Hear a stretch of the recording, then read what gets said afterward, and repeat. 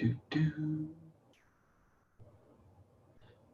And are you more consciously aware that you're in that state right then, as opposed to, you know, when things arise that could be from your past or they could be inherited, that maybe you don't realize those underlying tones as much because they're not really part of you? Yeah, so so the consciousness part doesn't mean awareness. It just means how well, you know, to what degree you're operating in force versus power. That would be a better explanation of it.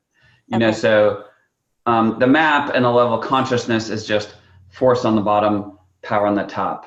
The mindset of a slave or servant, an orphan on the bottom. The mind of a, you know, a daughter, the princess, someone whose value is already in place on the top, right? And so it's just a way of looking at things. And one reason why it lends itself so well to measuring heart coherence is because heart coherence has a lot to do with that.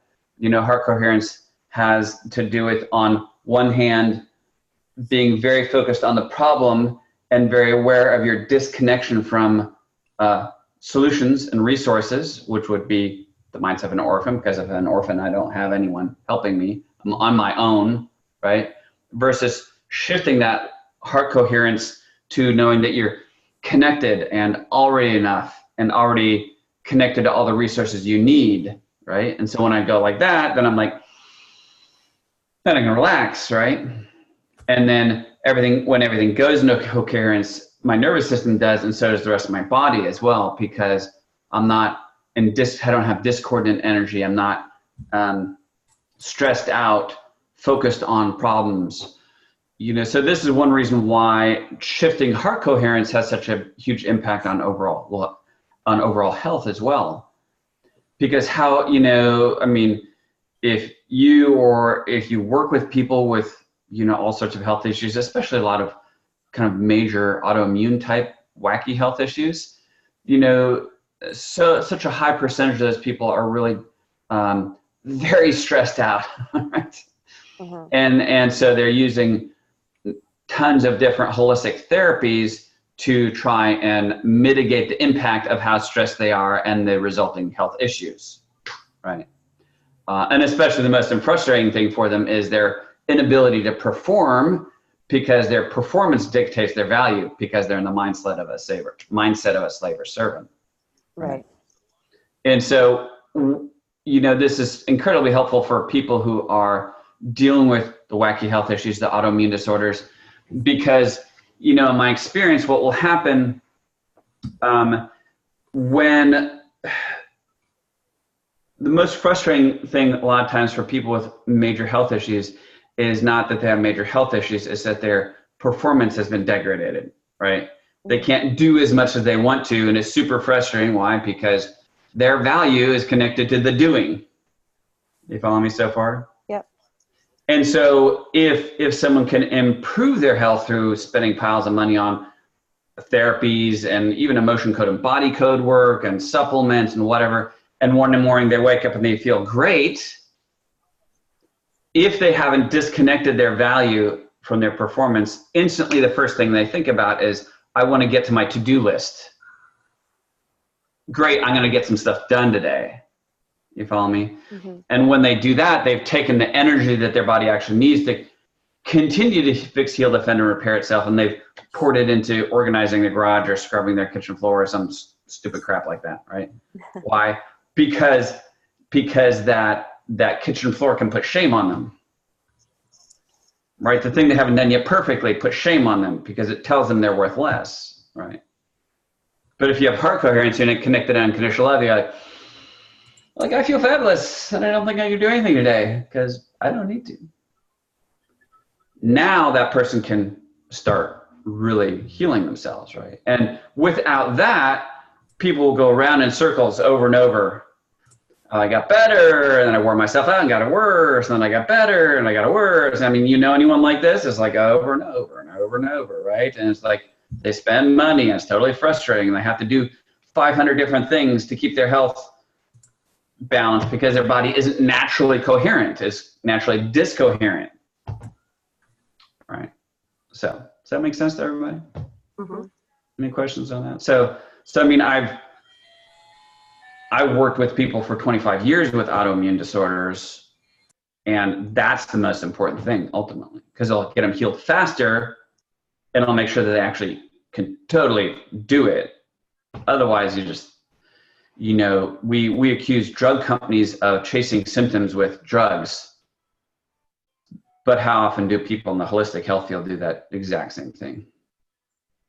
Right. Oh, get rid of, hello, I'm an emotion coded body code practitioner, but if you think always, all the time, I just need to get rid of another energy, I need to get rid of something, I need to release something, right? I need to take another supplement for this symptom I have.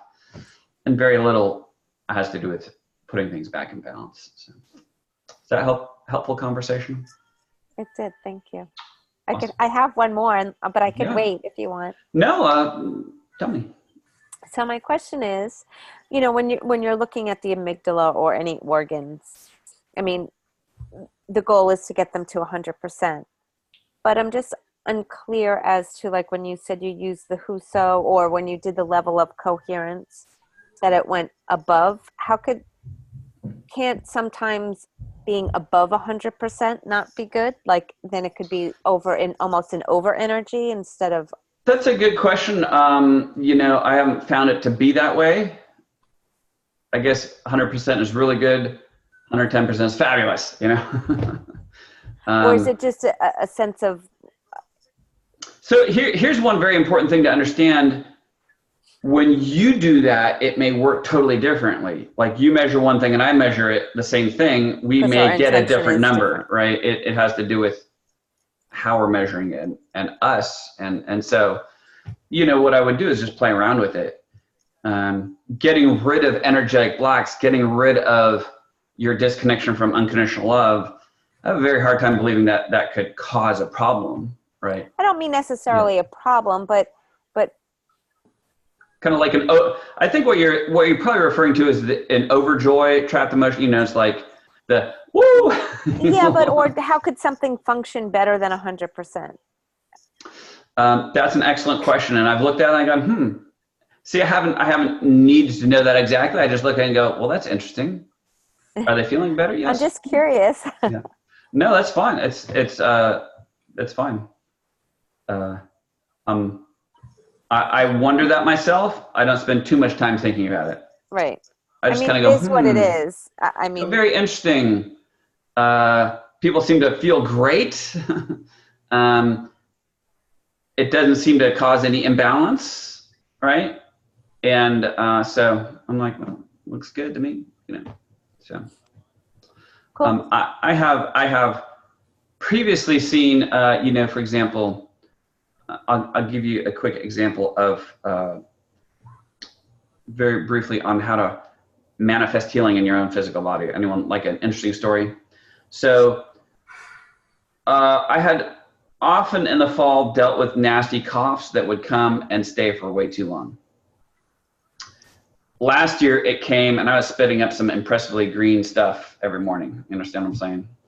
Like, whoa.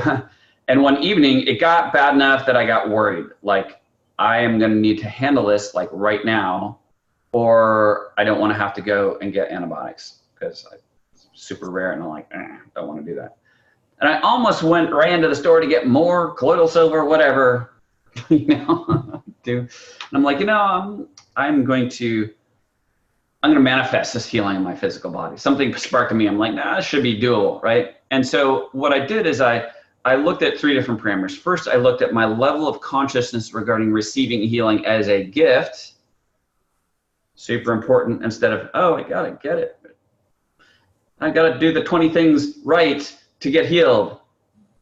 Really, my belief is like, as a Christian, the Bible says, if God didn't even withhold his own son, won't he freely give you all things, like as a gift? Like, so I'm like, maybe it can be simple and easy, right? So I measured my level of consciousness regarding receiving healing as a gift. I wanted at least 500, because 500 is the level of faith. It's the level of love. It goes from hope, hope, hope, hope, hope, future, future, future tense to positive tense, right? So I got that to at least 500. And I measured what percentage is my immune system at? What percentage is my healing at? Okay. And I do my best meditating in a super hot bath because it really relaxes me. And so I was in there meditating. Now, if I'm not using my imagination, I'm not using my faith. Okay. And so what I would do is I would, breathing in has to do with receiving. So, I would engage my physical body. I would go, breathe in and consciously in my imagination receive that healing. Then when I breathe out in my imagination, I would apply that healing to my lungs and imagine when I went, I was burning that infection out of my lungs. Is this making sense so far?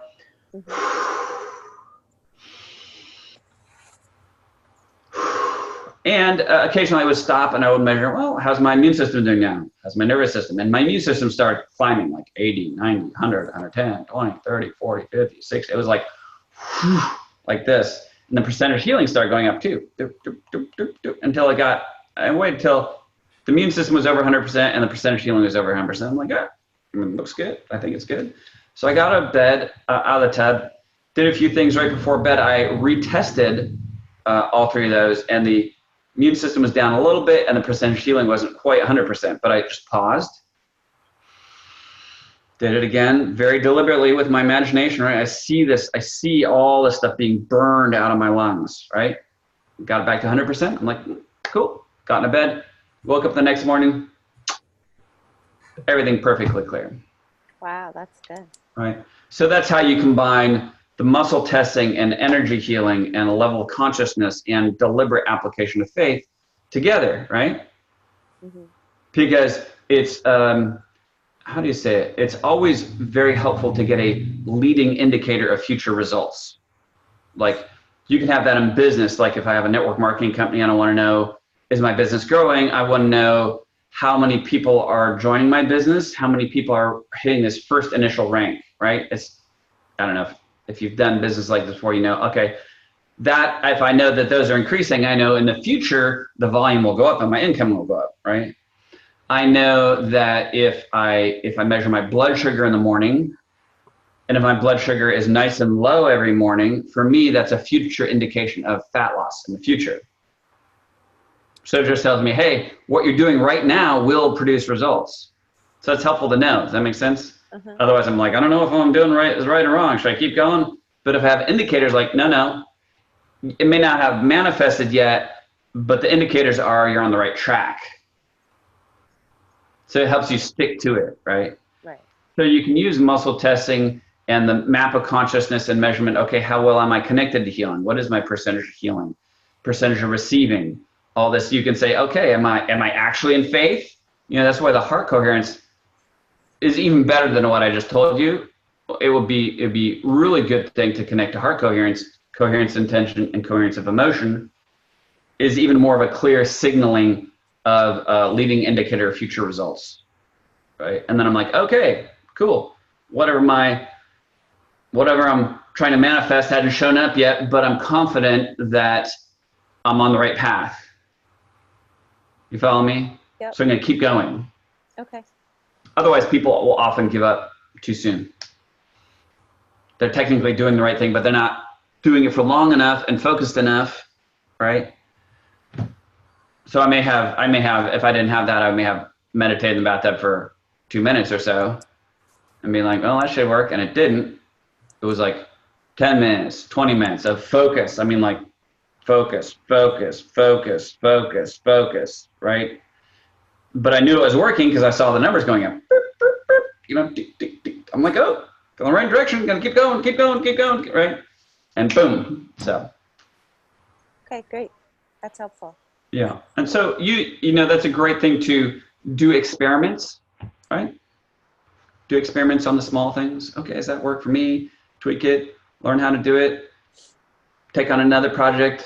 Take on a bigger project. Take on a bigger project. Does that make sense? And you slowly grow your faith. So, any other questions on that? Awesome.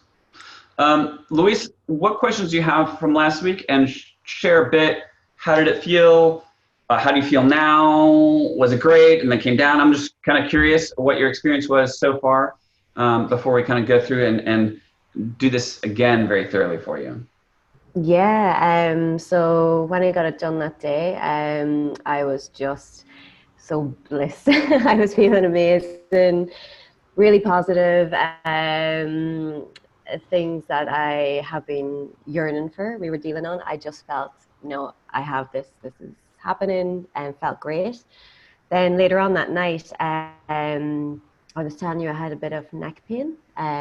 So it got way worse, and I got a headache the whole way around my head to here, and it was pumping. It was really bad, and my gums and my teeth just felt so like loads of pressure on them. Yeah, yeah, Um, that lasted for the night, and then the next day it eased off a lot. Still, my gums were a bit sore, and my head was a little bit sore, and my neck, but nothing compared to that night. yeah. And then over the next few days, it's eased off, but I'm feeling just really positive. It's like a lot of pressure has just come off me, Sure. Awesome. and just feeling really light about things. So yeah, it's been great. I would say that's my personal way to describe it too. I'm just like, the best way to describe it is I take a lot of big deep breaths during the day, you know, because everything's good, right? I'm not like, you know, chasing things all day. Like, this and that and this, you know, I'm like, it's all good, right? So awesome.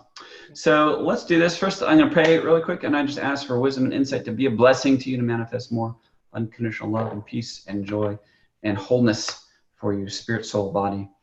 And so what we'll do is we will go to the notes, and I put the notes back in here. Lives in Brisbane and from Ireland. Love it. So you give me permission to do this for you? I do. All right. And just so you know, if this wasn't evidence in the notes, I will typically measure this for a client day, session after session after session after session. I want to see trends. I want to see how well resilient things are. And so the way I put in the notes is I put asterisk. That means it's a new day, right? So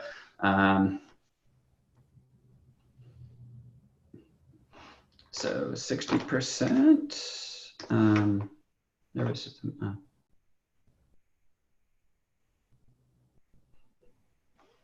90%.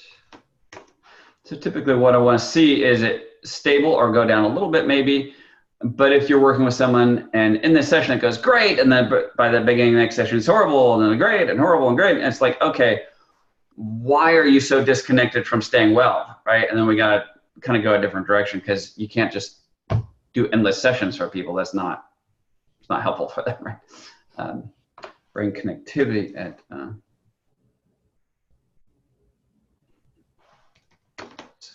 so this is typically indication of real clarity on how you're going to get from where you are to where you want to go moving forward. For me, that's typically how brain connectivity shows up. Heart. Let me take a quick drink here.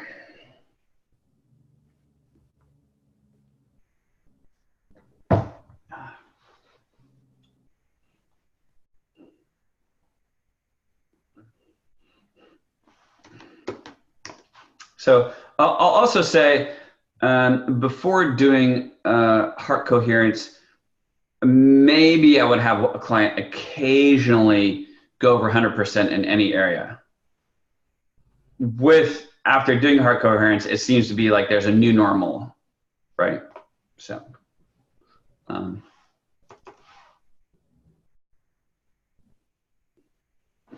70%.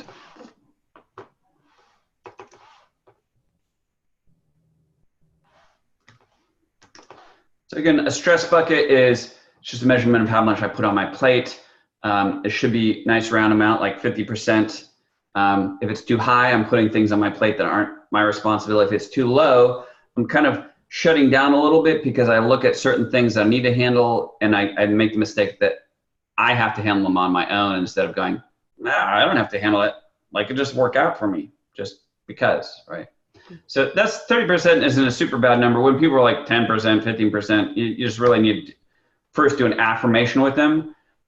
Often when it's that low, you also see a very low, at least for me, very low brain connectivity issue, because they're shut down and they're stressed out and overwhelmed, and they certainly don't see how they can move forward.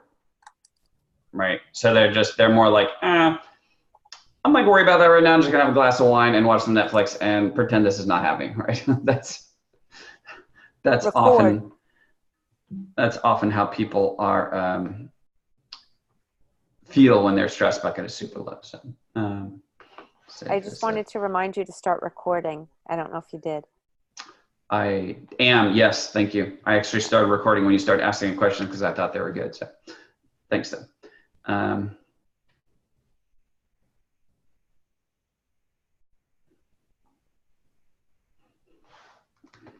So one, I find it very interesting. This is the only time I see a number this high is on the safe when the heart coherence goes into place, which makes sense because if my heart coherence is in and I'm totally connected, why would I not be safe? It would not even make any sense, right? Of course I'm safe, right? And part of what we see here is Louise has done and does do a lot of effective work on herself. And so, often people have wider swings than this, which would not be unusual. So Vegas is still out. And if you look up resetting your vagus nerve on YouTube, you'll see a video of me on how to use a piezoelectric sparker like this to reset someone's vagus nerve. And often you'll need to first take care of the underlying energetic issues associated with that first. The Huso, a lot of times when you put someone's heart coherence in, sometimes the vagus will go in.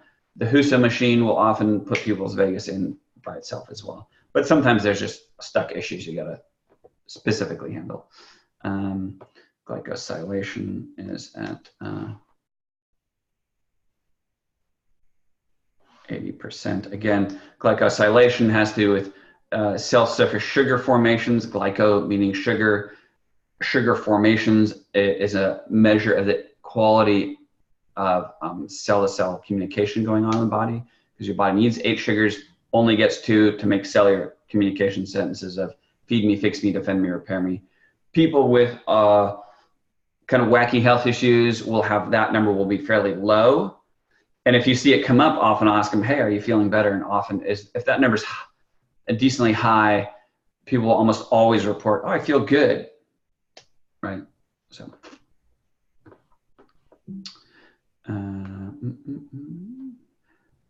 The victim is at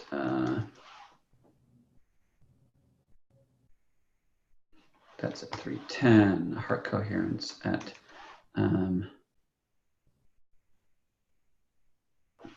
very interesting. So the heart coherence measures super low, but it could be just an indication of one issue that's come up that measures energetically low. Does that make sense? That's typically what I find. And it may not actually be 20, maybe we'll say 30.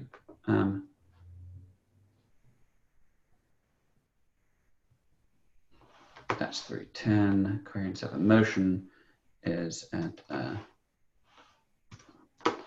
and coherence of being practitioner.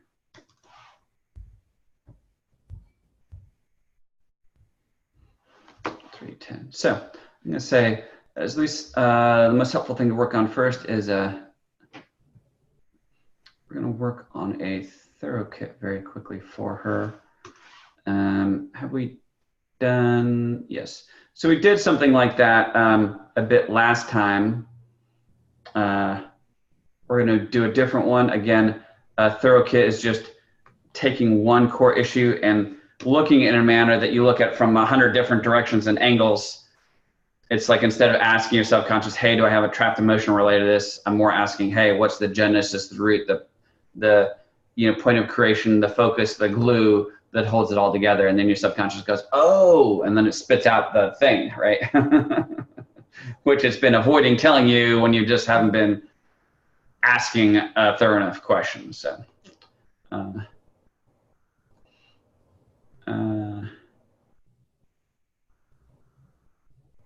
So we go to negative page 3.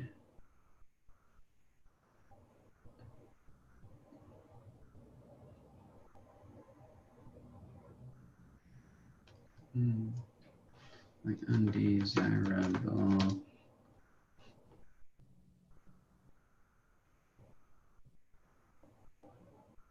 How is your relationship with your dad, Luis? It's probably I'd like it to be closer. Yeah.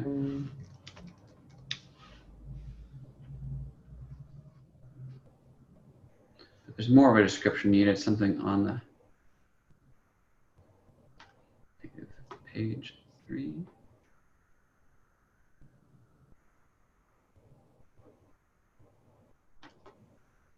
And uncertain of something on the uncertain of pure consciousness. So pure consciousness, that deep and intimate connection, right? It's like, yeah. I mean, I don't have a bad relationship, but is he really excited about me? And do we have this connection, right? Mm-hmm. So this is, in my experience and current beliefs, and hey, this all can change. What I often find is the father's job is to speak identity into his children, right? And when you have a wound, a father wound, it can cause a lot of very significant issues, and it can cause a lot of issues from a spiritual standpoint of connecting to God as well, because you tend to think God's like dad, whatever that is, right? So we got a level of consciousness regarding this. We'll start at less than 20 on this.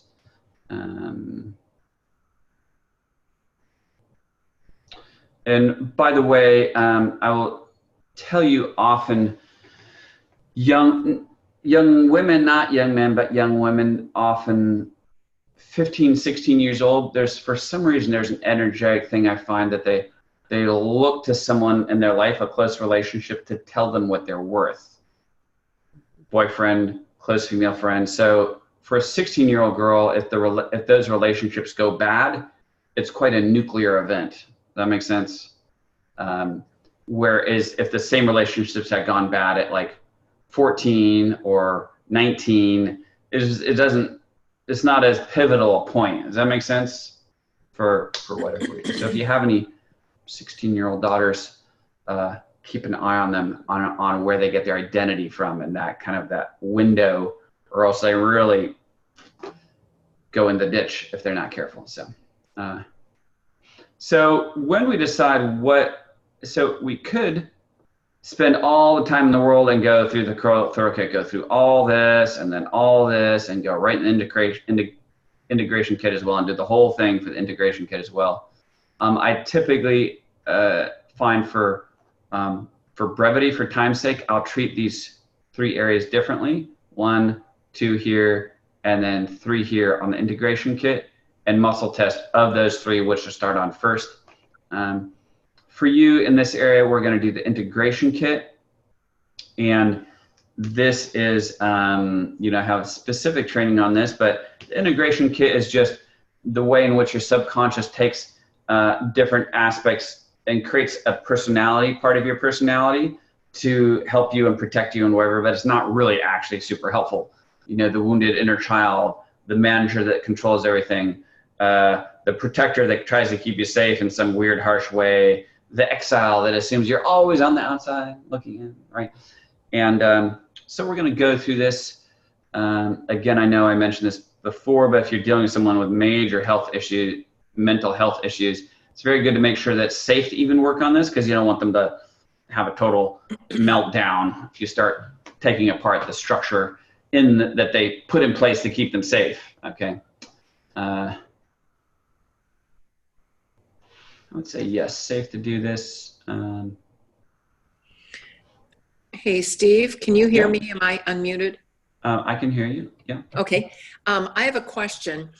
As you're going through these and going from one chart to the next, is it helpful for anyone else if Steve just asks the questions that he's asking in his mind aloud, so that it's possible to kind of track what the question sequence is, so I can understand. Sure. He's going from chart to chart. If that's not helpful for anyone else, I realize that slows the process down tremendously. But no, this is if anyone, I promise you, if anyone, one person's having a hard time following, there are multiple other people, so stop me on that, okay. please. Or else we go through the whole thing, people go, okay, that was interesting. Don't know how the heck you did it, but cool, right? That's not Yeah. that's not what we're going for, right? Okay. And I can't tell who's actually speaking, but it sounds like Kathy. No, this is Miriam. Miriam, I sorry. will go ahead and start my video. Yep. Yeah. So Miriam, what part of what I just did did you lose track of? You know what? I've been following and just kind of watching you flip from chart to chart, and so just go ahead and proceed. And as long as I have a few questions so I can track a little bit, then Sure. I'll pick up as I go along. So we ask 0, is it safe? Yes, it is. Next is, are there any of the following directly or indirectly causing this? Yes, and typically you go 0 to 10, no. 11 or more, yes. We go to 13, the exile now. One thing you notice, I've copied this down here, so when I fill in this, and if I have a secondary issue, then I still have another place to put the notes again. That's just a hint. So we need a description of this exile. Is it on the map, chart, positive, negative, or number 11 word? Those are the 5 areas I always check over and over, right? So this is also described on the negative, page 3. C, yearning.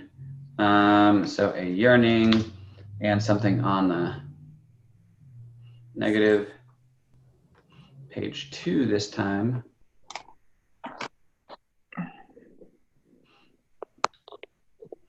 C4, minimized. Says my yearning? No. Exile, other people. So please tell me a bit about your dad. Was he always busy with work, a little overwhelmed? Yeah, he would have been always busy with work and always gave us everything we ever needed. But emotionally, probably not enough for me. Yeah. So it's like you much rather would have had dad, and dad seemed to give you the message of like, I'm tired. Look, don't be so loud. Don't want so much. Does that make sense? Yeah. Yeah. So what I would say is this exile, exile feels that you're always out on the outside looking in, or you do it on purpose almost because dad wants you to be minimized. Does that make sense? Yeah. It's like, children are rather seen and not heard, or one of those, like, one of those weird things. I'll tell you a funny story. I worked at a very high-end restaurant in Aspen. Like Kevin Costner could be at one table, Senator so-and-so could be another, like that level, right? But we had a nice patio. Aspen's a very dog-friendly town, and one time a man came up to the maitre d' station and said, do you mind if I eat on the patio with my dog? And the manager, totally straight-faced, says, frankly, sir, we prefer the dog to children.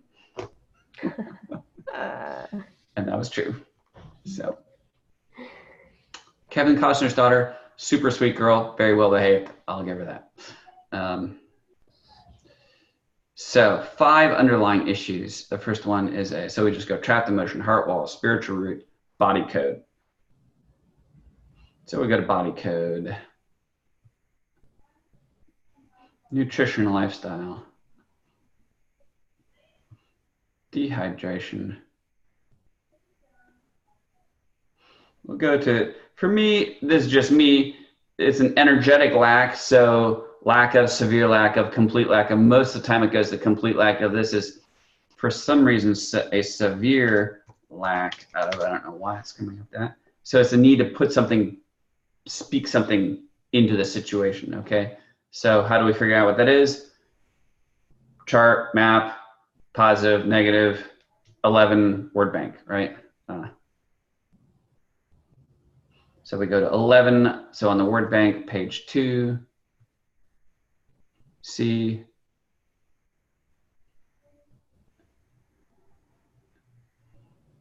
So you need to more identify with what, something on the, back to 11, page 4.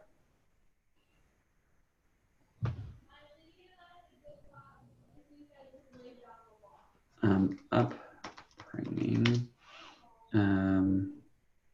identify upbringing of something on the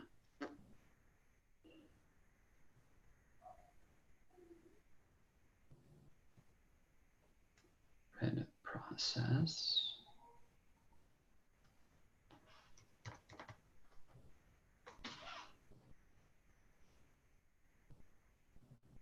Elimination of something on the back on map on the red again.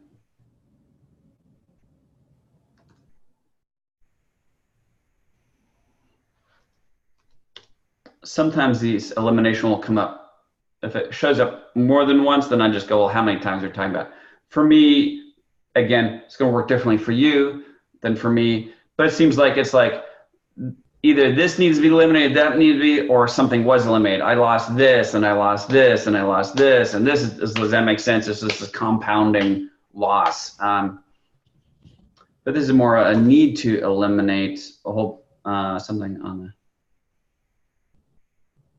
the 11, page 2 again.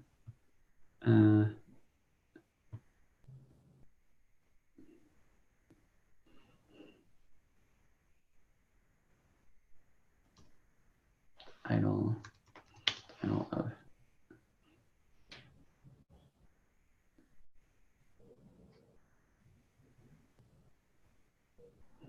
need to be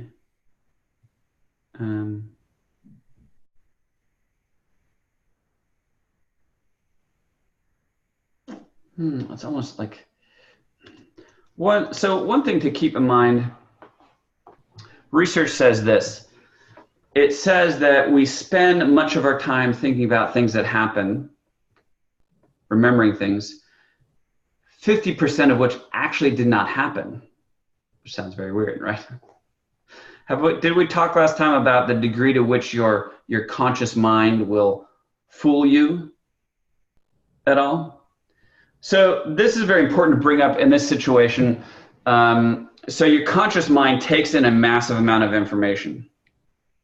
So much so is presented to your conscious mind that your conscious mind needs to have a lot of shortcuts. And it makes shortcuts. So the information comes in, we look at it, we compare it against our subconscious beliefs, life is, I am, people are. If it doesn't match it, we ignore it. So our version of reality is our version as it lines up with what we believe, not with what actually happened. And it's pretty freaky the degree to which your brain will mess with you of what you think is reality that is not actually reality, right? I'll give you a couple interesting examples. There's certain people whose brains does not actually do that. And if anyone on here, if your brain did not had something wrong with it and it didn't do shortcuts, you had seen me last week with the beard. If I'd shaved this morning, you would show up and you go, who's this guy? Where's Steve? Now, none of you would do that because your brain makes shortcuts. You follow me so far? So this is especially true with relationships with people, and everyone knows this is true, but they think of it from the other person's perspective because you've said or done something and someone else has taken it to mean something you did not mean at all. You become highly offended, angry. You're like, how do you even get, what are you doing, right? But we assume our version is accurate. You follow me so far? My version is accurate. You have problems, right? But it's not, okay? So this is especially true with relationships with people. We make a huge number of assumptions on what people believe about us. And we make, all right, so I'll give you an example. My sister who moved from Hawaii near to me in Austin, and she dealt with quite a bit of depression in her life, partially because she didn't think people thought she was worth investing in for a relationship. Follow me? People don't really care about me, whatever. So she comes, and she's been coming for a couple of weeks, couple of months with me to church. And I am not at all outgoing. If you think I don't like you, that's not accurate. People have a misconception of what I think all the time. But my wife and everyone loves her. And so we have a lot of connections at church. And my sister's with us. So she's met a lot of people. So one Sunday after church, I'm staying next to her after the service, and 3 people walk up to her. And they all do the same thing. They acknowledge her, they affirm her, and they say, hey, it's like 3 people said, Louisa, so wonderful to have you. You're just so amazing. Look, we should have coffee, dinner, lunch sometime. We'll get to know each other better. That would be awesome. Right? And you're like, okay. So 3 people, the exact same 3 things, right? Over lunch, my sister says this to me. She goes, it's really hard to make connections with people at that church. And I was like, what? I was like, your brain is like lying to you. Does that make sense? Like totally, your version of reality is not accurate at all. And she started questioning it. Long story short, she has tons of friends now because she saw a few opportunities that she otherwise would have walked past, right? I'll tell you one last thing to really get this because it's so important. Researchers know this, and they did a study, and they asked for people who thought they were lucky and people who thought they were unlucky, right? And they gave them all the same test, and they gave them the newspaper, and they said, count how many pictures are in this newspaper. That's all, right? But the researchers said, put 2 additional things into the newspaper. One of them said, there's 43 pictures, you can stop counting now. The other one said, congratulations, you've won $250, tell the researcher. What do you think happened? Anyone want to guess? Only the people who thought they were lucky saw either one of those things. It was reality, but everyone else's brain. That makes sense? And so the reason I bring this up is because one thing I would suggest for you with your relationship with your father is to be very careful that your brain has not made a certain decision on what he thinks about you and isn't looking for any evidence to counteract that at all, right? Because the reality might be much different. Does that make sense? So even if you said, you know what, I'm gonna journal out the ways in which I remember Dad caring for me and what he did and things he said and things he's doing now, right? And all of a sudden you train your brain after a while, you're like, oh my goodness, actually, in his own way, my dad shows me all sorts of ways that he really cares. Like, and it was always reality. Does that make sense? Yeah, it does, yeah. Say, I make a decision. I make a decision. To go back through my life. To go back through my life. And how I was raised. And how I was raised. And purposely look for evidence. And purposely look for evidence. That my father cared for me. That my father cared for me. And made me a priority. And made me a priority. Does that make sense? It does. Yes, thank you. Mm-hmm.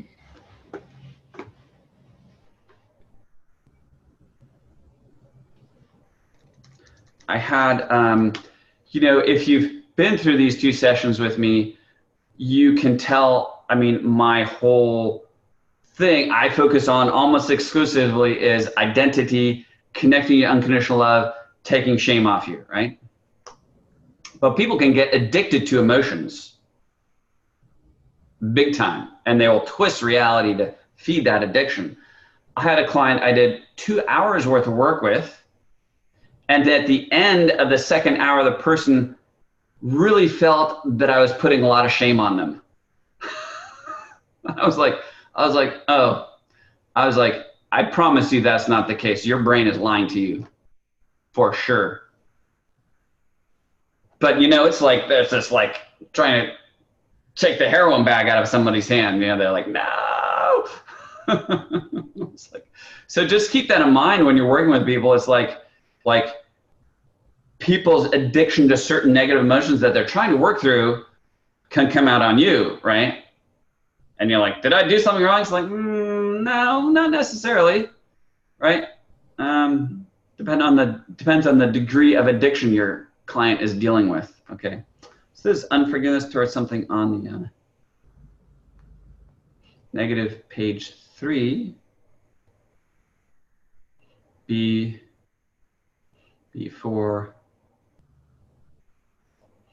Forgiveness towards feeling undesirable.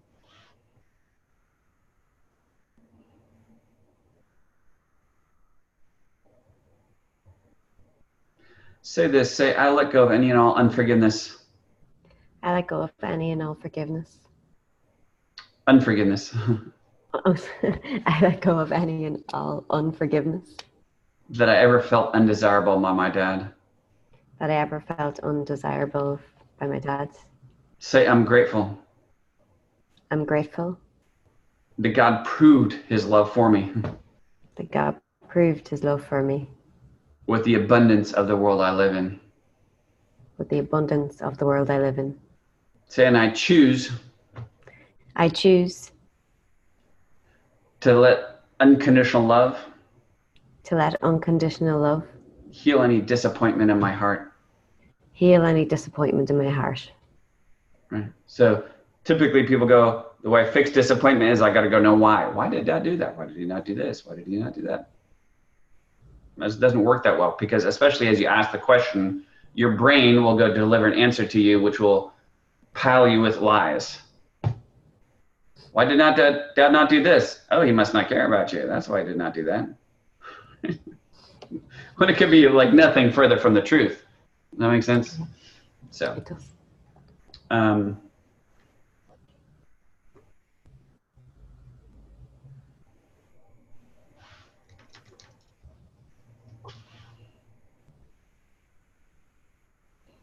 going to take a very quick pause. And I want to teach everyone here a technique which will save you massive amount of time. So let me ask you this. Do you have people in your life who come to you with problems, and then you have to put your kind of life on hold to try and help them fix the problem? Does that make sense? Anybody?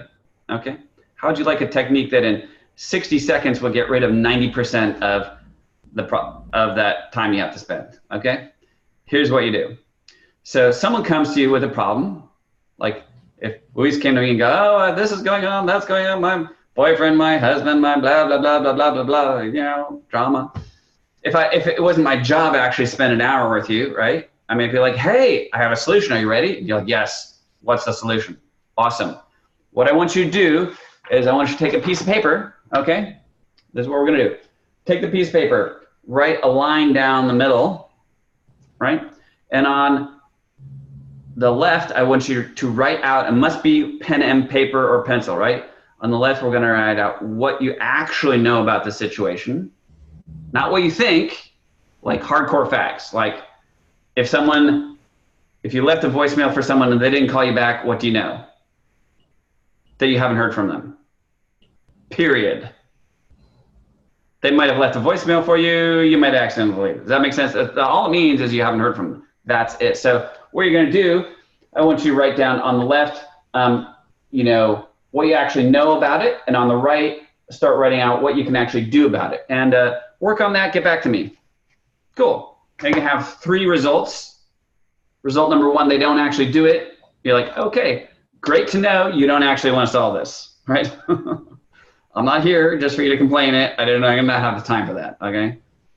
Number 2, they'll be like, oh, you know, when I really looked at it, I realized it wasn't nearly as bad as I thought it was. Because they don't extrapolate, take one thing and take it to mean a whole bunch of stuff. They go, well, that's the only thing I know is this one small detail, right? Option number 3, they're like, you know what? I started working on this and I realized I totally know how to fix this. Totally sorry for taking your time. Why? Because their brain Because when people talk too much of how they feel, their brain is in reactive mode. You can't solve problems like that. You have to be proactively in problem solving mode. So getting people to write that down, most of the time that will handle most of drama and stuff people come to you with. So is that helpful? That makes sense? And that's helpful whether you're dealing with employees, kids, friends, whatever. It's very helpful. So number 3 is unforgiveness towards a chart. On the chart in before of. So unforgiveness towards taken for granted. In what area? Taken for granted for something on the back to 11, 4, C,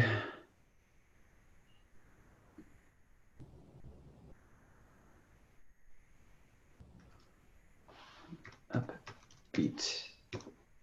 So often, for whatever reason, little girls, dad's stressed out, depressed at 5. If you can't make him happy, you suck. Does that make sense? It's this weird thing. Like, it's my job. I'm a licensed therapist. I'm a 5. Right? If I can't do it, what point am I, right? So say, I let go of any and all unforgiveness. I let go of any and all unforgiveness. That at any point in my life. That at any point in my life. I didn't seem to have what it took. That I didn't seem to have what it took. To make dad happy. To make dad happy. Say, I'm grateful it was never my job. I'm grateful it was never my job. And I'm already enough. And I'm already enough. And unconditionally loved. And unconditionally loved. So we got another unforgiveness. Everyone following with me how I'm doing this? Making sense? Give me a thumbs up if it's making sense. Thumbs up, thumbs up. Perfect. Okay. Unforgiveness towards a, so we go back to the chart. Before indecisiveness. If I could spell indecisiveness, that'd be awesome. But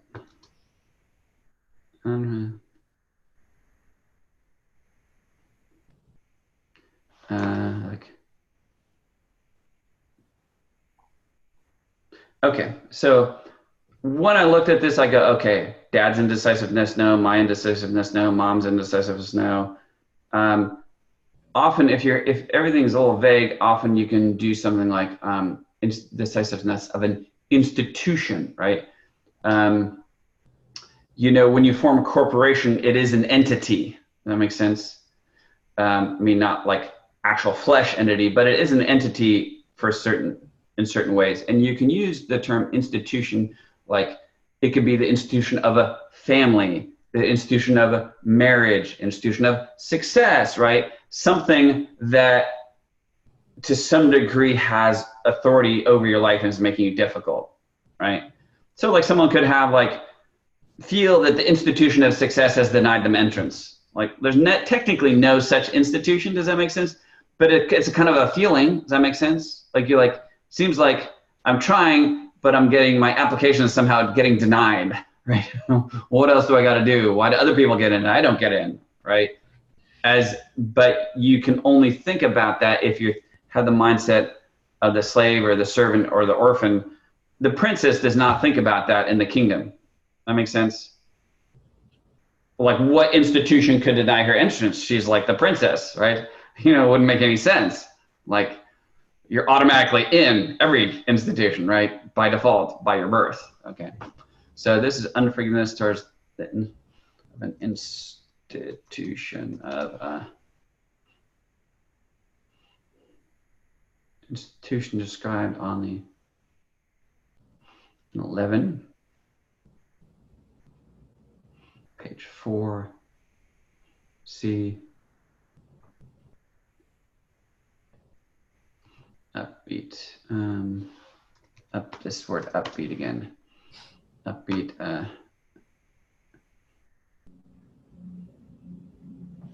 Family.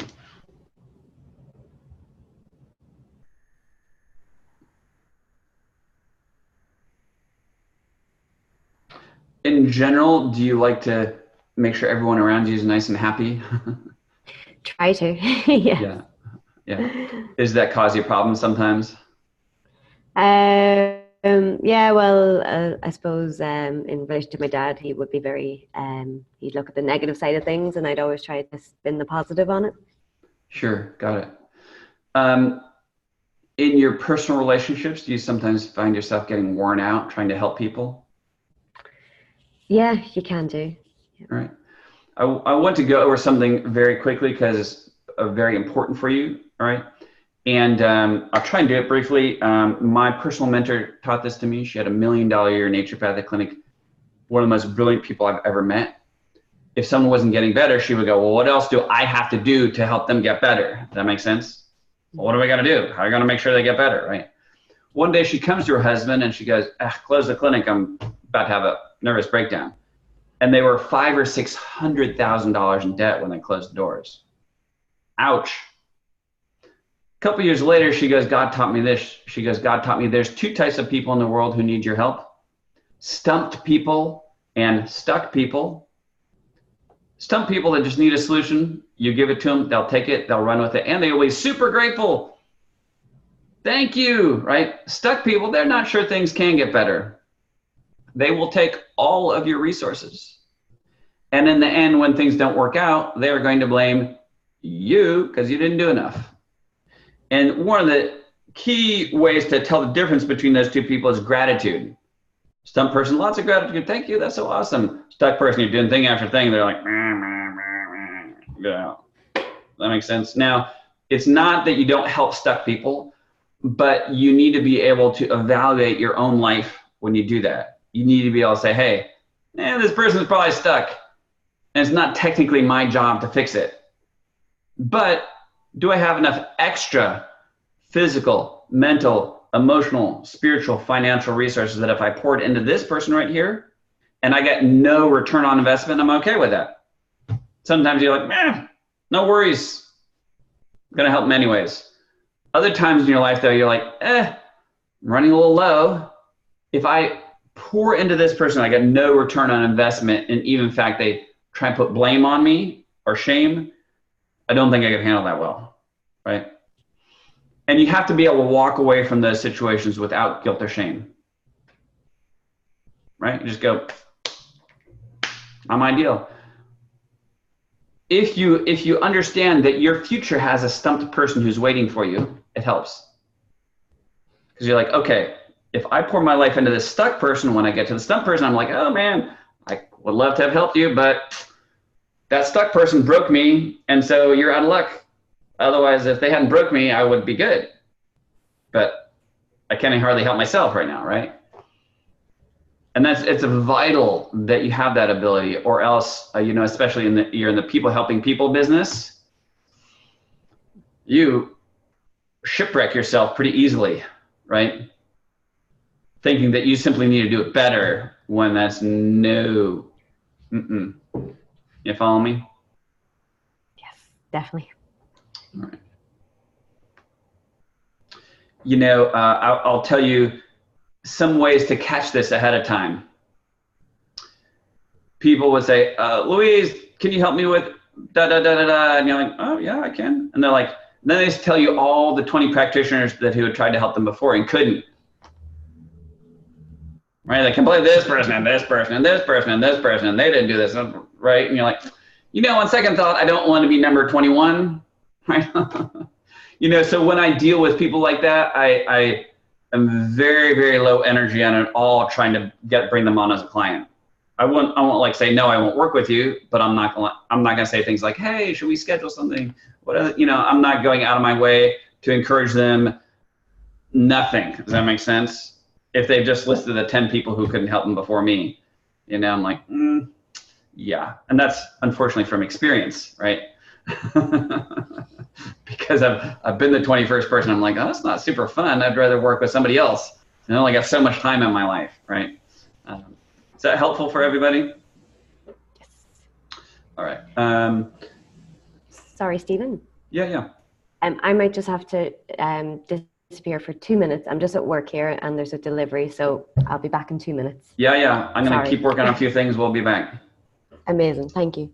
So while she runs off on that, we'll figure out what number 5 is. Number 5 is a something on the body code for her. Misalignments, skeletal misalignments. So again, for me in the body code, the skeleton has a lot of energetic analogies that are going to be super helpful.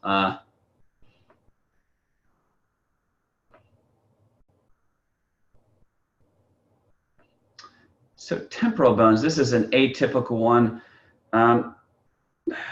Sometimes has to do with receiving or hearing or something, but so what we'll do is temporal bones, and if we want a little better understanding of it, we'll just muscle test a few descriptions, like what are we really talking about here?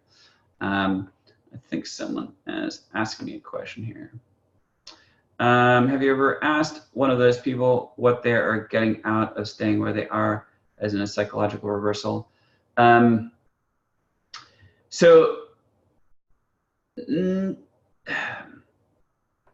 Sometimes, in working with people, well, I'll give you an example. So Kathy asked me, the stump people that you sometimes run into, or, that they complain about all the other people that can't help them.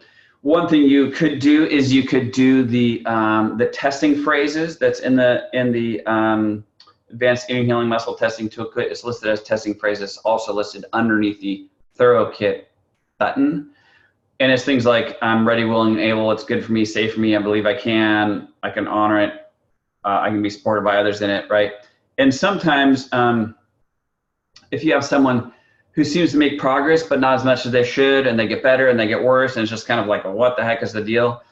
Often in doing something like that, you can track those things down. For example, my mom who wanted to lose 30 pounds, and we measure fairly high on the level of consciousness, but still when we went through those questions regarding losing 30 pounds, it wasn't safe and it wasn't good.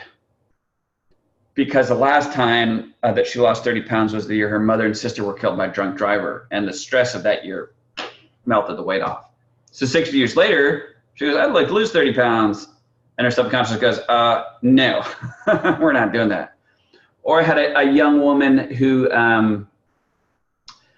she would get better, and it was just always like, oh, I feel better, but then I feel bad. It's my anxiety, my digestion, blah, blah, blah, sitting piles of supplements, spending tons of money trying to get better. I'm like, she should be better by now.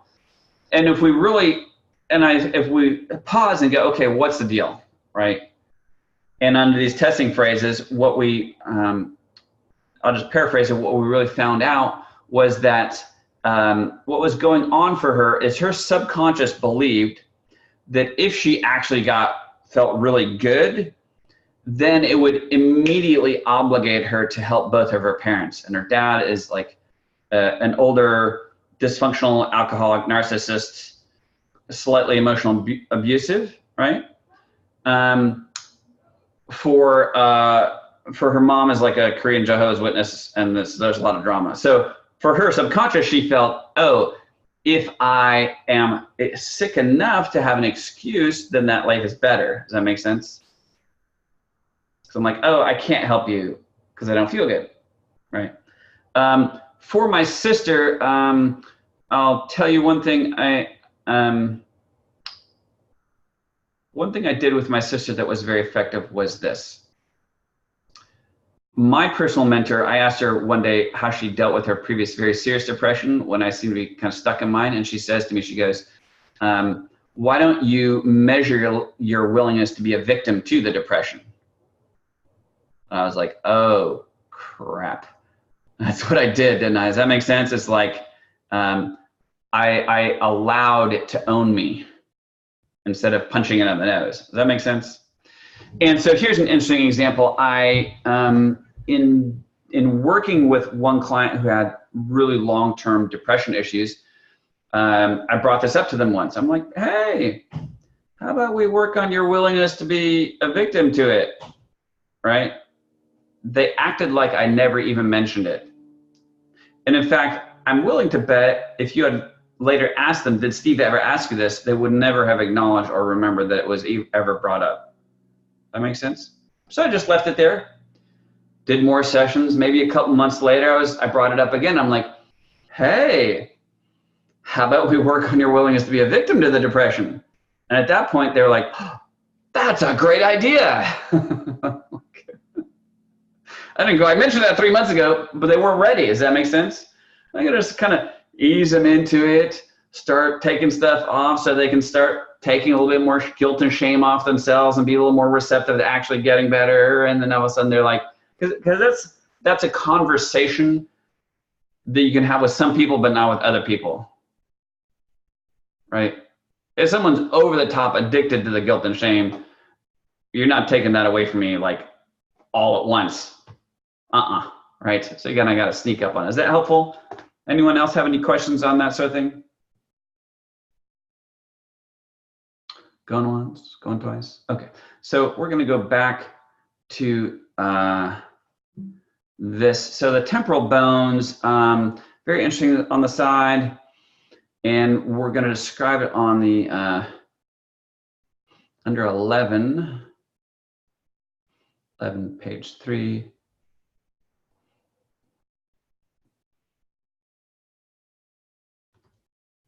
It's a poverty of what? A poverty of something on the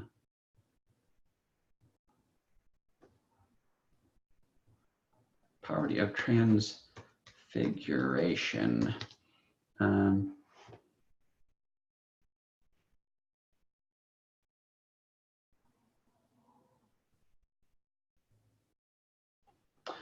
It's I almost have a sense it's like almost the hearing. It's like I'm almost like I'm not getting it. Does that make sense? I'm like, I don't understand.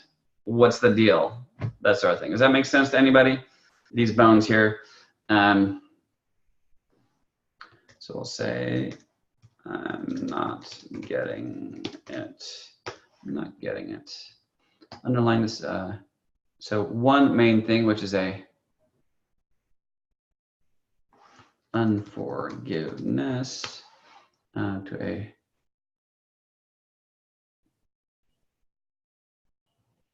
B chart on B.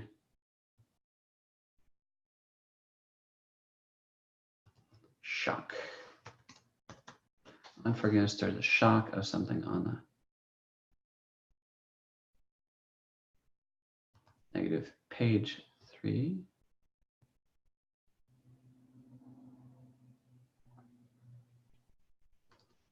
Shock of being undesirable. And so we'll need her to come back for this. Any questions so far on this? Let me ask you, how many of you have tried to implement this so far? What you learned, what we went over last week, okay? Larissa, and how did it go? Did you have success in that? Yes.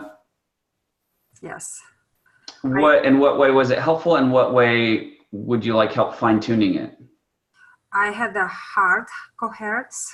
And I was in, I would say, in the processing for 5 days. But for all those 5 days, I was getting so incredible results on my muscle test about myself. So I realized that my muscle test wasn't working really good before for last years, which I was doing. I'm a certified body coach, and and so I now in a crazy muscle testing, like I'm getting stuff which I never got before.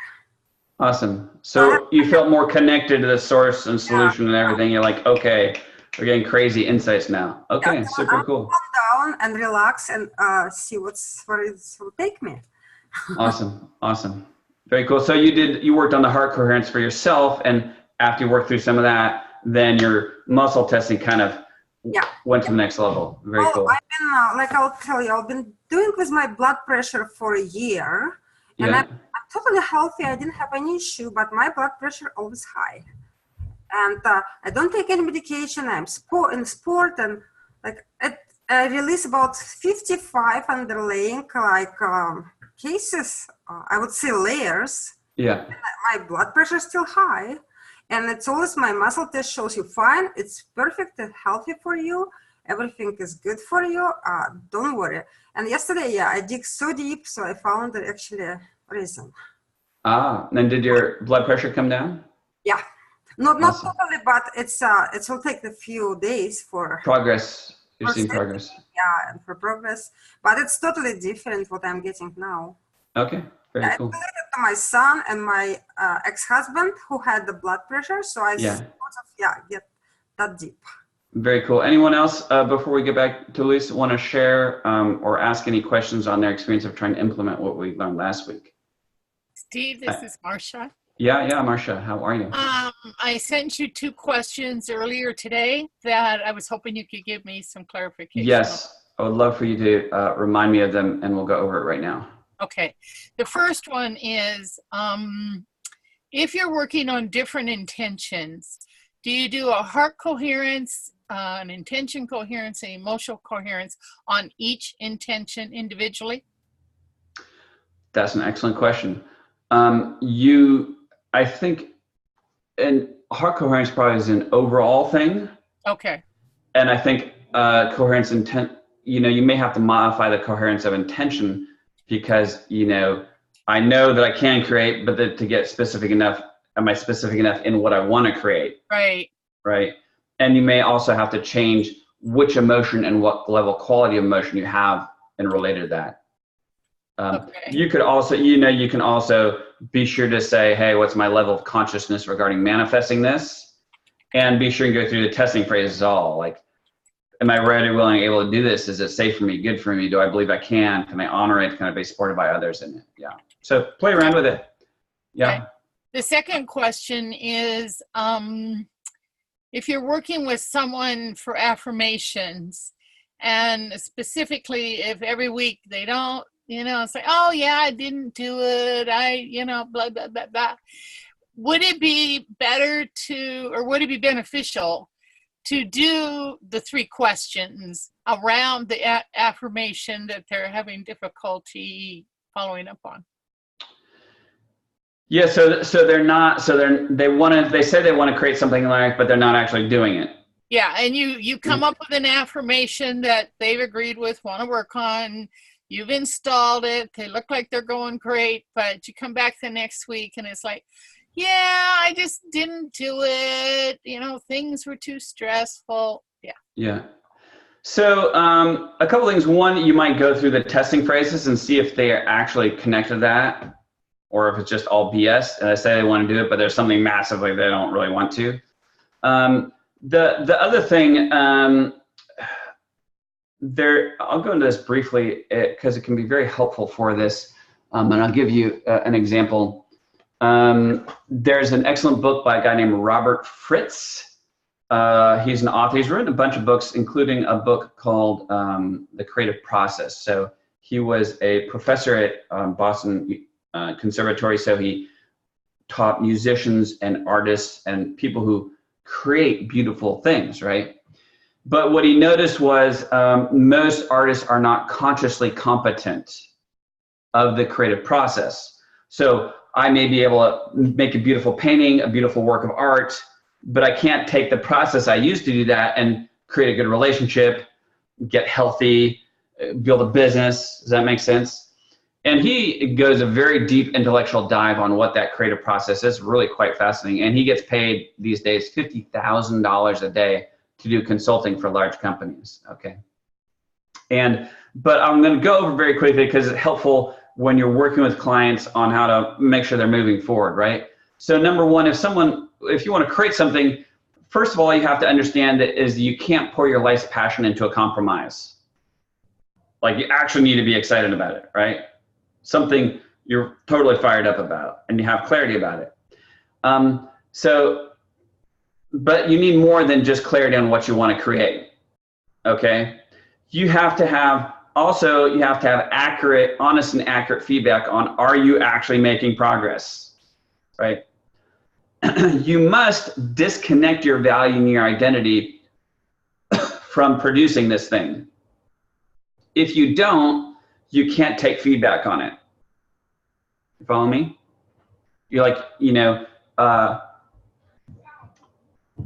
in corporations where they can't actually talk about that things aren't working, creates a very toxic work environment. So you actually need both, right? And if you have both, then you have creative tension, right? And so in the situation with your client, you might say, hey, you told me that this was important to you, this thing up here. Is it actually important? Yes or no? Because, hey, Susie, look, if you don't actually want to create that, then don't do it. Like if you're like, oh, you decide, well, maybe it's not important, that's cool. Toss it in the trash. It's no big deal, right? But Susie's like, oh, no, I have to. I really, really, really want to. Then you can go, okay, cool. But you're not. Yeah. And if you don't take proactive action yourself, this is not going to happen.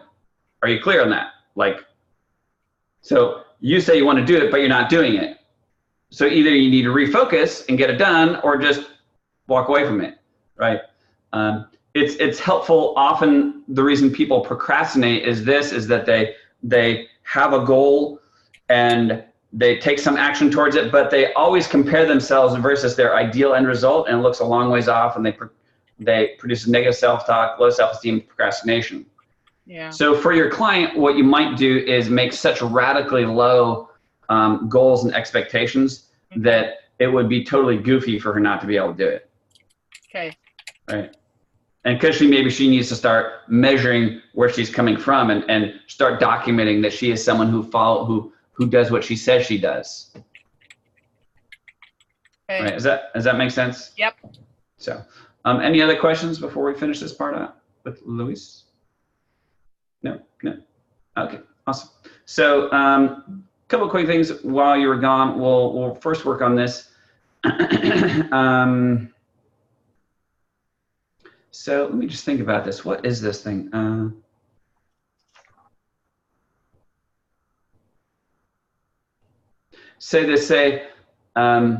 let go of any and all unforgiveness. I let go of any and all unforgiveness.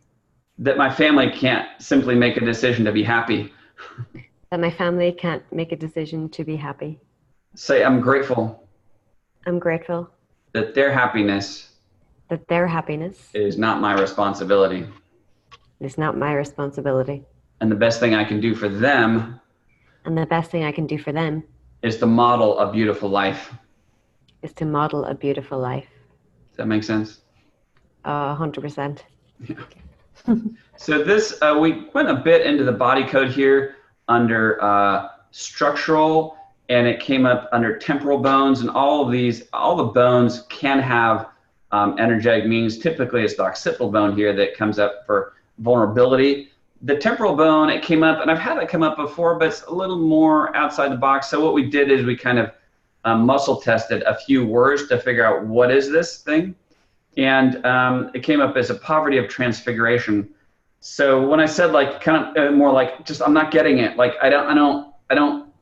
It's not getting in there. Does that make sense? Almost as like you're holding your hands by your ears, going hello, like what? Like what? I don't understand. Does that make sense? Say this. Say I let go of any and all unforgiveness. I let go of any and all unforgiveness. At the shock. At the shock. Of ever feeling undesirable. Of ever feeling undesirable. Say, I'm grateful. I'm grateful. That God loves me. That God loves me. And took massive initiative to have a relationship with me. And took massive initiative to have a relationship with me. And other people's opinion. And other people's opinion. And action. And action. Can't override that. Can't override that. That makes sense? Yes, it does. Thank you. All right. Yeah. Oh, can I ask? Yeah.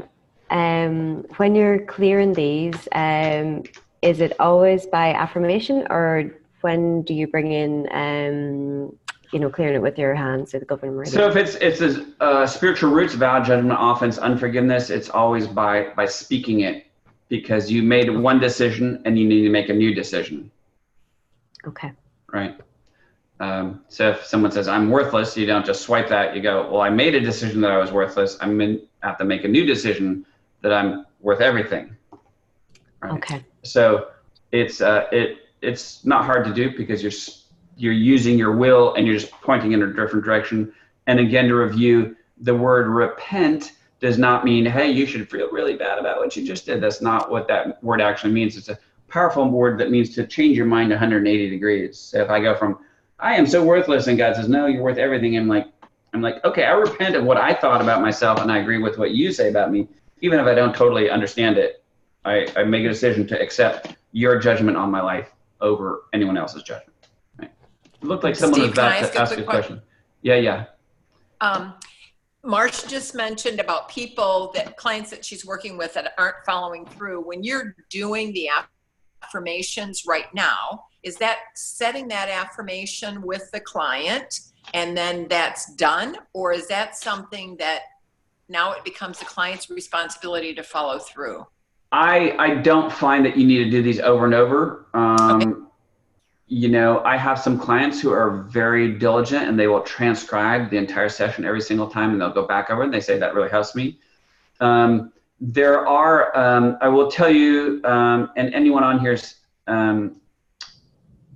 if someone emails me a request, I will show you, I will post a video to the notes on how to do affirmations that work, that everyone can do, and it follows the map of consciousness, because most of the time affirmations simply produce more stress in people's bodies, and they don't work most of the time, because people do these lofty affirmations and the BS alarm goes off so loud, like it's not helpful, right? And but what I've had the opportunity, because I work with clients so much, I took the map of consciousness, and I would take people about from level, I find typically people get disconnected mostly from the emotion of a certain level and the process of a certain level. So I found that if I could have someone do an affirmation that connected to the emotion, and then the process of 175, and then another affirmation that connected to the emotion and process at 200, and you keep going like that, this stair-step process seemed to significantly impact people, and it would work really well. So I would have clients who would come back to me and they'd be like, I hadn't worked with them for a while, but all their numbers are great. I'm like, wow, what are you doing? It's been working. And they're like, well, I've been doing the affirmations you taught me. I'm like, well, sweet. It's working, right? So it's something like scorns, like, what I'm experiencing in my life right now is not worthy of who I am and what I'm called to do. Inflation, my life can, will, and is getting better. Affirmation, I feel courage, empowerment, and I love acting on it. You follow me? So you can do something like that all the way up to about 500. And that's very helpful. So if a client is like, oh, do I need to do affirmations? It's like if they're kind of wanting to do some extra work, that is a great tool for them to do. Because it always has a specific goal that they're going for, instead of getting rid of a problem over and over. It's like, hey, we dealt with that. Let's get on with our lives. So any other questions on that? No? All right. So we'll go back to this. All right. Say this with me. Louisa, say, I release. I release. This exile. This exile. That seeks to keep me always on the outside looking in. That seeks to keep me on the outside looking in. Regarding my Father's love for me. Regarding my Father's love for me. And his affection for me. And his affection for me. And his opinion of me. And his opinion of me. Say, I acknowledge. I acknowledge. That it was trying to help me. That it was trying to help me. I also acknowledge. I also acknowledge that the little girl made up a whole bunch of stuff that wasn't true. That the little girl may have made up a bunch of stuff that wasn't true. And I'm grateful that I am unconditionally loved. And I'm grateful that I am unconditionally loved. And I deliberately let go of this today. And I deliberately let go of this today. Because I don't need it anymore. Because I don't need it anymore. That makes sense how we do that? Yes. So we go 20 and we go to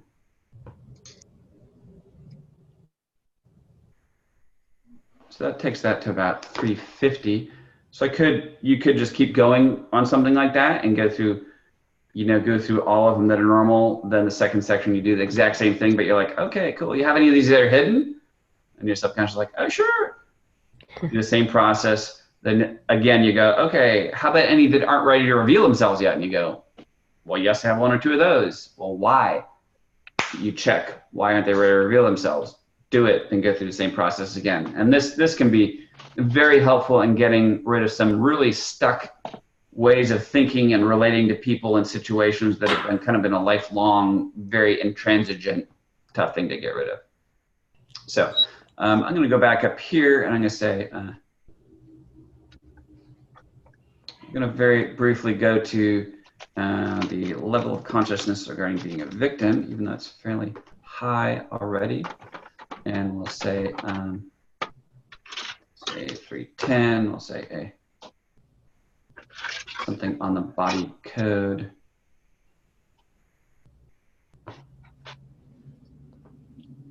Go back to dehydration.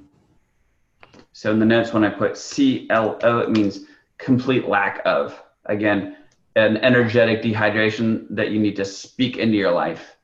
And this is something on the in 11.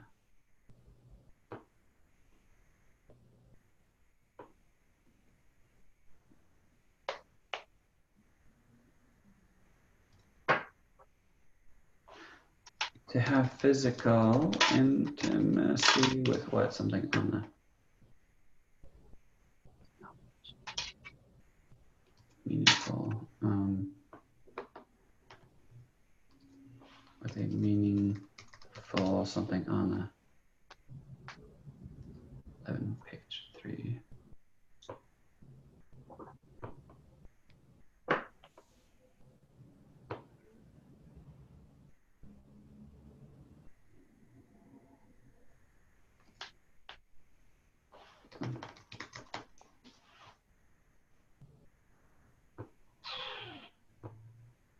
Try this. Say, I'm grateful. I'm grateful. That I was created to do incredible things. That I was created to do incredible things. And intimately designed. And intimately designed. To do certain things better than anyone else. To do certain things better than anyone else. Say, and I already have everything I need. I already have everything I need. To connect to my meaningful potential. To connect to my meaningful potential. And because I'm unconditionally loved. And because I'm unconditionally loved. I can and will be wholehearted. I can and will be wholehearted. Okay. Does that make sense? Yes. Thank you. Mm-hmm.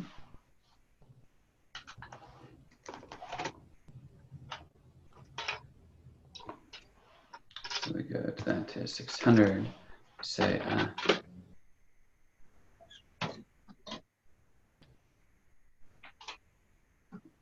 okay, let's actually work on your Vegas really quick. Vegas, just one underlying thing connected to that as something on the body code.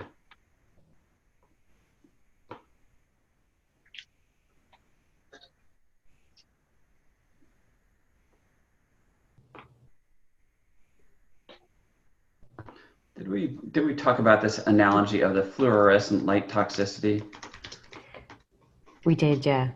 All right. So it's this really weird analogy that's probably no one else tests it this way, but it works for me. Does that make sense? And it just means just feeling perpetually stuck in a situation that you're surviving, but it's not really going anywhere. And it seems like you've been here forever, and does anyone really care? And it's bleak, and so regarding something on the negative page 2. All right.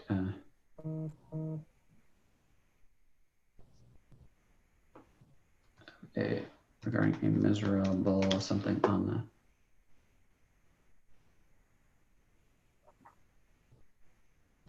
orange light view. Miserable and tragic something on the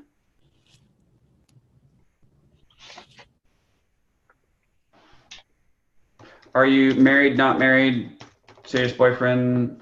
Long-term boyfriend.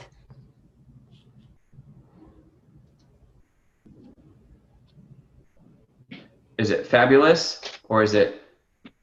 It is.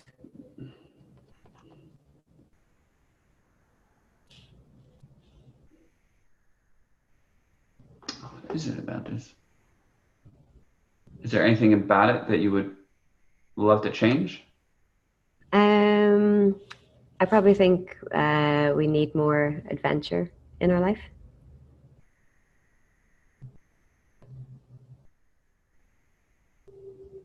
Are you wired for adventure big time? For travel, yeah. Yeah. And him? Oh, yeah. Both of you? Yeah, I remember my son, he'd be super cranky as a baby. All you had to do is take him outside. Maybe like, ah. You know, like so the fluorescent like toxicity of the dead end government job cubicle, you're probably like, no, don't even talk about that. I don't want to hear it. All right, we're just gonna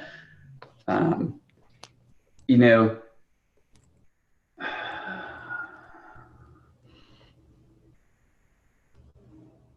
that it could be as good as you can possibly imagine. Does that make sense? It's like, it's great, but to the next level. That makes sense? Yes. Right.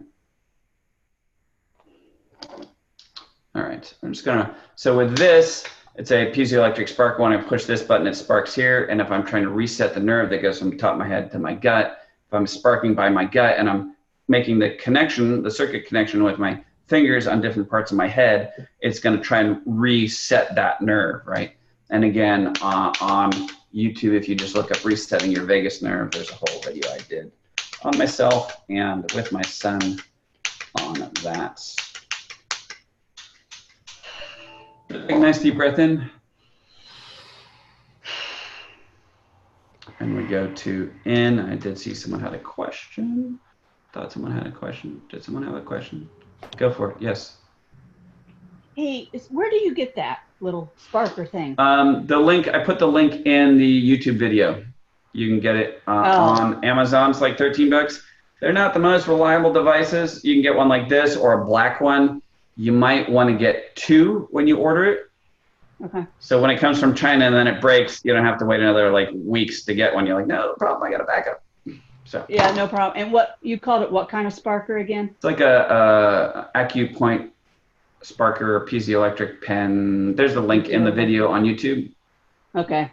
I think there's a link to a couple different versions of it because sometimes they run out and different things like that. All right. Thanks. All right. So let's do this. We're going to go back from the top here and we say immune system at to 80%, nervous system. Seems very good. How do you feel, Louise? I'm feeling great. Yep. 200%. All right. 110, spirit body. 100 to 50%, which is perfect. State of 600, glycosylation to 90%. 5, settle down at about 500.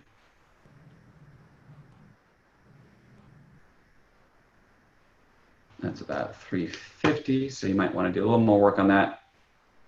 Yep. Shift it back up. It's about 400. This still takes a bit of work. So what I would do for yourself is test for, just test on how to increase it, but also test for what is the good emotion to connect to. Okay. Right.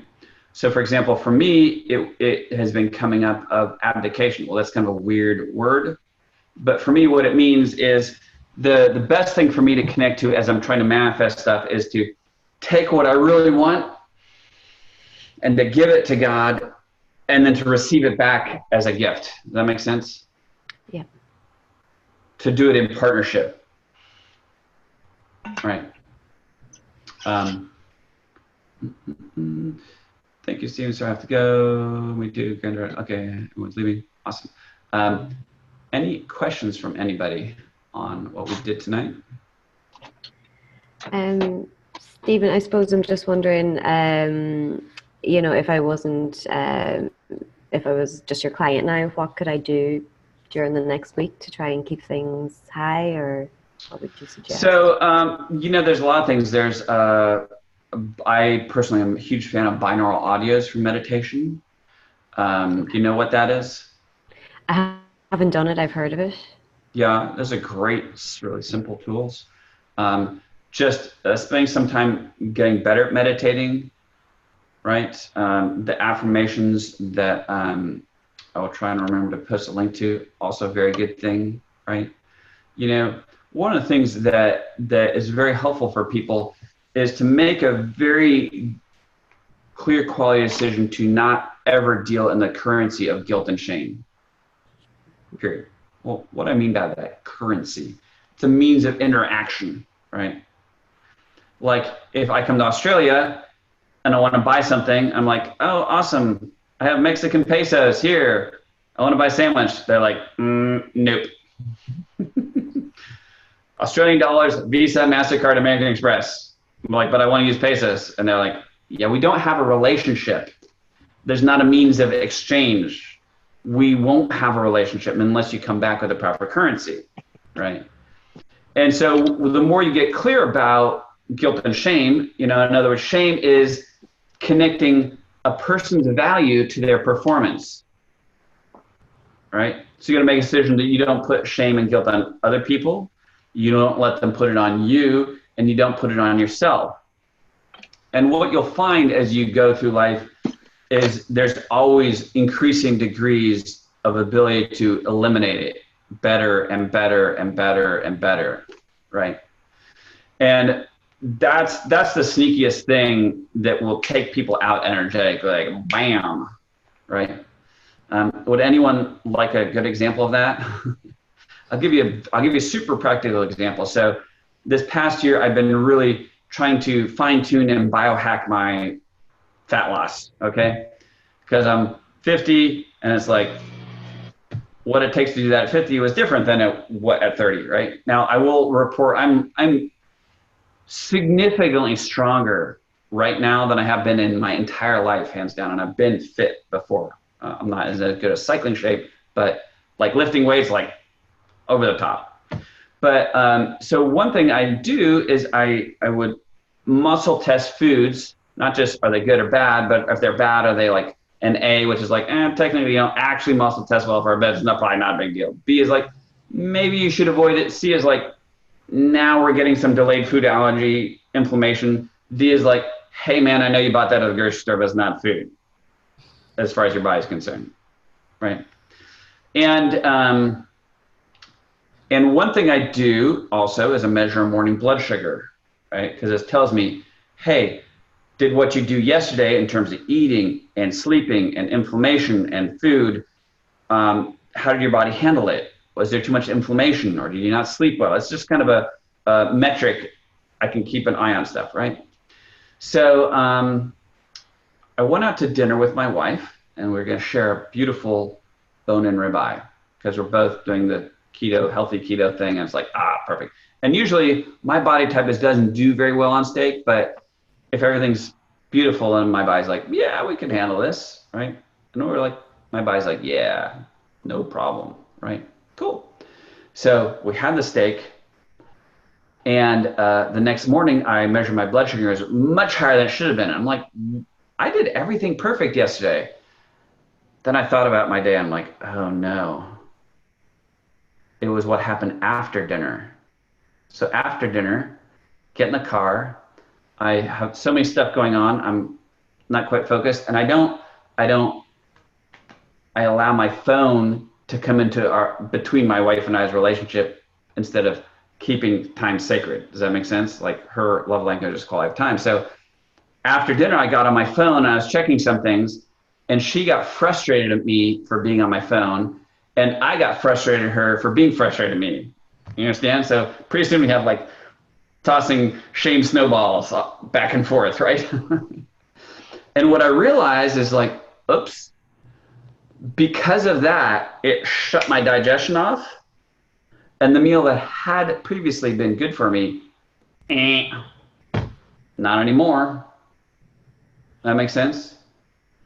So it's like you get better and better, like, ooh, no, not worth it to put shame on the other person. Just gonna let it go. Now I can put it on myself. Nope, not doing that anymore.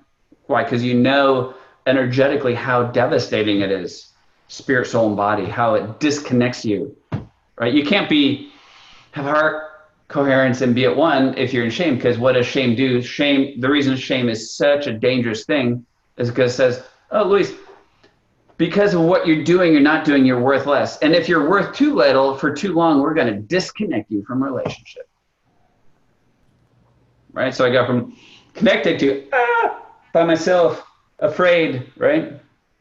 It's like, this is why, you wonder why people in cults do crazy crap. Like, why would they believe or do that? That doesn't make any sense. Oh, it does if you understand that the first thing those cults do is they make a close connection. A community. It's people's heart's desire, right? For community. And once that community is established, then they have a platform, a way to manipulate you, where they're like, hey, if you don't do or say this, we're going to cut you off from connection. And it's too scary a threat. People go, well, I will believe whatever you want me to believe and do whatever you want, because I don't do that. Does that make sense? So that's why people can put guilt and shame on you and control and manipulate you, or families or organizations, or does that make sense? It's like, because what they're doing is they're threatening you with disconnection ultimately. But if you believe that you're unconditionally loved and that that's a permanent thing, then you're like, nobody has a platform to control and manipulate me anymore, because you can't threaten me with disconnection, because I'm already connected and not bulletproof. Does that make sense? And then that's what allows you to stay in this connection much more permanently. Because if you don't do that, and all you're doing is releasing trapped emotions and all this, but you're re-injuring yourself all the time because you haven't changed what you're worth, then it's never stable. And you do it like endless amounts of body code work on yourself and releasing it, but you're never stable, right? Is that helpful? Does that make sense? Thanks. So you're welcome. Anyone else have a question? Well, beautiful. I appreciate the opportunity to do this for you. Blessings on your journey. Keep me posted. Awesome job. And I can really tell that you do a lot of excellent work on yourself. So I look forward to hearing what you're getting out there and kicking butt. So you're welcome here. Anyone else have any questions on this? So I will post this video as a link back at the top of the Heart Coherence resource page, where the notes are already on. And so you'll just go back to that page. You'll get the second video will be there by tomorrow, probably. Thanks, Stephen. Nice. Blessings on all of you. Where's the page, Stephen? It's the Heart Coherence resource page, and I'll resend that link out again. But as you've probably gotten several emails with a link to this Google document in it. Yep. So this is, for example, this right here is the number one link. Yep. That's oops, that's not what I want to do. We'll make it red so people notice it, and I'll just put the second one right there. So perfect. Nice. Cool. Thank you. And the new client document has things like connection to all advanced intrahealing muscle testing toolkit, a copy to the map of consciousness, a bunch of different stuff in there as well. And additional trainings on this Train with Stephen site, as well as some of you are actually Patreon members. So you, on a monthly basis, you subscribe, and all the trainings I do and all the weekly sessions I do with clients, you also have access to that automatically. It's really ridiculously good deal, but I don't do a very good job marketing the actual value. So a lot of people buy this seminar separately, when if they really were smart, they'd just subscribe and get a whole bunch of stuff for cheap. But I don't spend my time trying to sell people on that. If you can figure it out on your own, good job. So, all right. Thank you very much. You're welcome. Thank you Everyone so have a much. fabulous evening. Bye-bye. Bye-bye.